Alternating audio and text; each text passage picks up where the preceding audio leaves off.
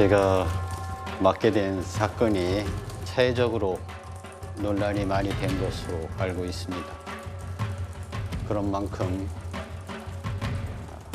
객관적으로 좀 사건을 바라봐야 되지 않을까 싶습니다. 민중기 특검이 투자한 종목은 김건희 여사를 압박하기 위해 특검이 그토록 문제 삼았던 태양광 테마주 네오세미테크입니다. 7천여 명의 선량한 서민 투자자들이 4천억 원이 넘는 피해를 입고 피눈물을 흘리는 동안 민중기 특검은 서민들의 고통을 외면한 채 자신의 배만 불렸습니다. 분식회계로 유죄가 확정된 동기와 손을 잡고 헐값에 사들인 비상장 주식을 상장 폐지 직전 모두 팔아치워서 1억 6천만 원에 가까운 수익을 챙겼습니다. 회사 관계자가 아닌 지인 소개로 투자하고 증권사 직원의 권유로 매도했다는 민중기 특검의 변명은 국민과 피해자들을 기만하는 파렴치한 궤변일 뿐입니다. 지금부터는 성치훈 전 민주당 정책위 부의장, 박민영 국민의힘 미디어 대변인과 함께합니다. 김건희 특검의 민중기 특별검사에게 새로운 의혹이 제기됐습니다. 부장판사 시절에 상장 폐지 직전에 주식을 팔아서 1억 원대 수익을 얻었는데 이 과정에서 내부 정보를 이용한 게 아니냐는 겁니다. 왜냐하면 이 민특검이 거래한 네오세미테크, 태양광 테마주로 주가가 폭등했다가 상장 폐지가 됐거든요. 그 과정에서 일반 투자자 수천 명이 피해를 봤던 상황인데 이 네오세미테크 대표가 민특검과 대전고, 서울대 동기입니다.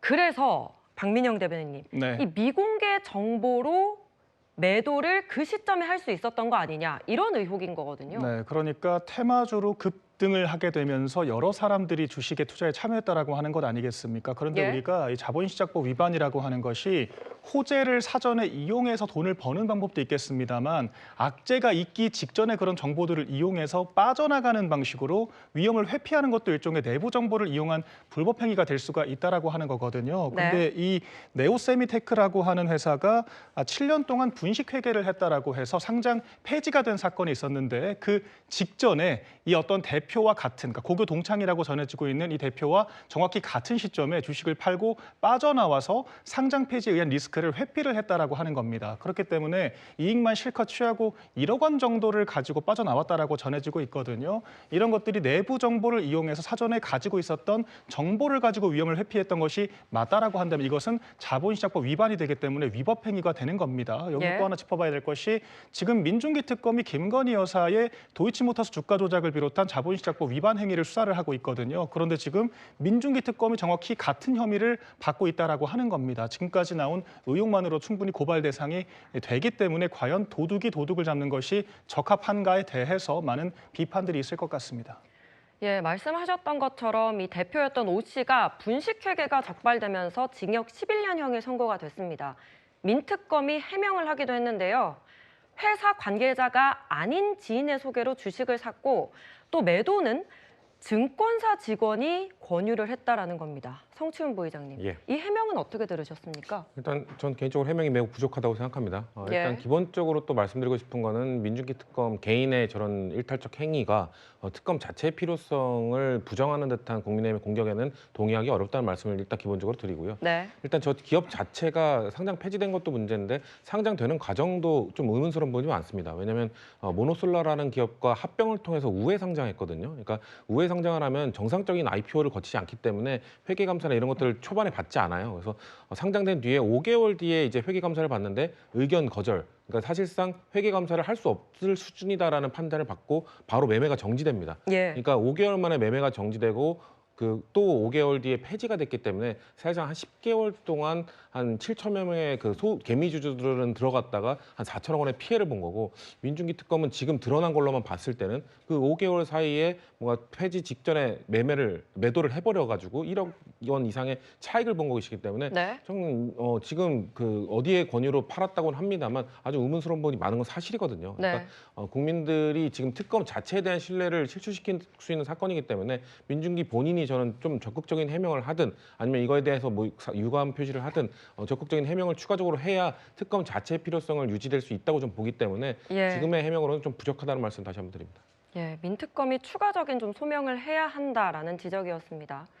이 네오세미테크 분식회계 사건, 사실 15년 전 국정감사에서도 다뤄졌었는데요. 당시에도 대전고등학교 인맥에 대한 문제가 제기됐습니다. 영상 보시죠. 7천여 명의 소액 주주들이 1인당 평균 3,500만 원, 약 2,100억, 그리고 기간 투자자 1,900억에서 약 4천억 정도의 자산폐가 난 사건인데요.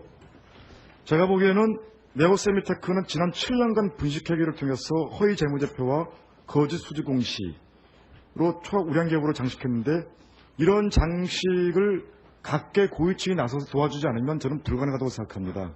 옥수 씨 아시죠? 저는 잘 모릅니다. 금융감독원 부원장 출신입니다. 전 금융감독원장 주식 보유했던 일 알고 있어요? 잘 모릅니다. 이 두 분 다 대전고등학교 출신으로 이 오 대표와 다 동문들입니다. 그런데 실제로 이분들이 금융감독원장과 금융감독 부원장을 하고 있을 당시에 이 회사에서 그러니까 파격적인 지원을 하고 여기까지 온 겁니다. 전 금융감독원 부원장과 금감원장이 네오세미테크 관련 주식을 보유한 게 드러나서 특혜 논란 불거졌습니다. 전부 다 대전고 출신이다 보니까 연결고리를 지우기가 힘든 상황인 건데요. 여기서 주진우 의원이 새로운 의혹을 제기했습니다. 민중기 특검과 이 오 대표가 같은 가격에 매도를 했다는 거고요. 당시 분식회계 적발을 예상을 하고 오 대표가 몰래 주식을 팔았는데 이 민특검이 매도한 기간과 겹친다는 겁니다. 강전혜 변호사님, 네. 우연의 일치일까요? 그 우연일치를 우리 국민들께서 보시기가 어려운 거죠. 민중기 특검에선 이 상황에 대해서 증권사 직원이 이제는 매도를 하라라고 권유를 해서 팔았다라고 이야기를 하거든요. 예. 그렇다면은 이 통화 내역이라든지 이런 것들을 조금 더 명확하게 밝혀야 되는 것이 아닌가 싶습니다. 김건희 여사 같은 경우에는 증권사 직원과의 통화가 다 증권사에 대한 압수수색 과정에서 나온 부분들이 있잖아요. 네. 이 정도의 상황들은 좀 보여줘야 그 국민들께서 납득을 하실 것이라 생각을 하고요. 2008년에 본인이 그 부산고법의 부장판사가 되었을 때 처음 재산 신고를 했습니다. 그때 500만 원어치를 가지고 있었던 거예요. 근데 계속 가지고 있다가 어쨌든 이게 2010년 3월 24일에 주식의 거래가 중지가 되고 8월에 상장 폐지가 됐는데 그 직전에 매도를 했었다라는 것이죠. 그리고 매도를 한 시점이라든지 매도한 가격 이런 것들이 대표와 거의 동일한 상황입니다. 저 오 대표 같은 경우에는 결국 이 사건으로 인해서 11년형을 확정을 받았었거든요. 예. 근데 지금 이 상황이 매도하는 것에 있어서 오 대표, 그러니까 본인의 고등학교, 대학교 동창으로부터 들은 것이 아니라 증권사 직원으로부터 마침 본인 예전부터 갖고 있었던 주식을 팔라는 이야기를 들었다는 것을 국민들께서 납득하실 수 있는 것인지 특검의 신뢰성에 대한 문제도 있는 만큼 여기에 대해서는 신속하게 해명이 필요하겠다고 생각합니다. 네, 민중기 특검이 투자했던 이 주식, 공교롭게도 김 여사도 한때 투자했던 종목이어서 지금 논란이 되고 있는 겁니다.